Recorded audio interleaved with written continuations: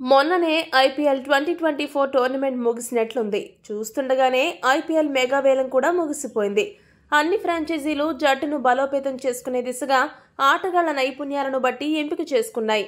IPL 2025లో పాల్గొనబోయే అన్ని జట్లకు captain ఎవరు అనే విషయమై క్లారిటీ ఉంది. కానీ కోల్కతా నైట్ రైడర్స్ జట్టుకు కెప్టెన్ ఎవరు అనే విషయంలో క్లారిటీ లేదు. గతేడాది కేకేఆర్ను ఛాంపియన్గా నిలిపిన శ్రేయస్ అయ్యర్ ఈసారి వేలంలోకి వెళ్లాడు. అతడిని వేలంలో పంజాబ్ జట్టు 26.75 కోట్లకు సొంతం చేసుకుంది.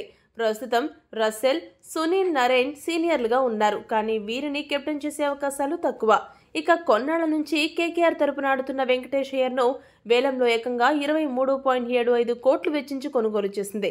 చాలా మంది అతడికి కెప్టెన్సీ కట్టబెడతారని అనుకున్నారు. వెంకటేష్ అయ్యర్ కూడా తాను కెప్టెన్సీ బాధ్యతలు తీసుకోవడానికి సిద్ధంగా ఉన్నట్లు ప్రకటించాడు. కానీ అతడికి కెప్టెన్సీ అనుభవం లేదు.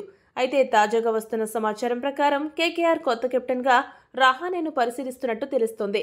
వేలంలో కూడా చివరి నిమిషంలో అజింక్య రహానేను కేకేఆర్ కొనుగోలు చేసినట్లు చేసింది. మొదట అన్సోల్డ్ అయిన రహానేను రెండో రోజు వేలంలో కనీస ధర 1.75 కోట్లకు కోల్కతా తీసుకుంది. రహానేను కెప్టెన్ చేయాలని అనుకోవడం వెనుక బలమైన కారణం కూడా ఉంది.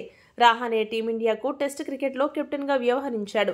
అతడి కెప్టెన్సీలో ఇండియా బోర్డర్ గవాస్కర్ ట్రోఫీ కూడా గెలిచింది. అంతేకాకుండా దేశవాళీ క్రికెట్లో ముంబై జట్టుకు కెప్టెన్గా వ్యవహరించాడు. గతేడాది అతడి కెప్టెన్సీలో ముంబై జట్టు ఇరానీ ట్రోఫీ, ఫస్ట్ క్లాస్ క్రికెట్లో విజేతగా నిలిచింది. రంజీ ట్రోఫీలో కూడా రహానే కెప్టెన్గా వ్యవహరించాడు. ఈ విషయాన్ని దృష్టిలో ఉంచుకుని కెప్టెన్సీ అనుభవం ఉన్న రహానేను కేకేఆర్కు కెప్టెన్గా చేయాలని భావిస్తోంది ఆ జట్టు. కేకేఆర్ కొత్త కెప్టెన్గా రహానే, వెంకటేష్ అయ్యర్లలో ఎవరు బెస్ట్ అని మీరు భావిస్తున్నారో కామెంట్ చేయండి. మరిన్ని స్పోర్ట్స్ అప్డేట్స్ కోసం మా ఛానల్ను సబ్స్క్రైబ్ చేసుకోండి.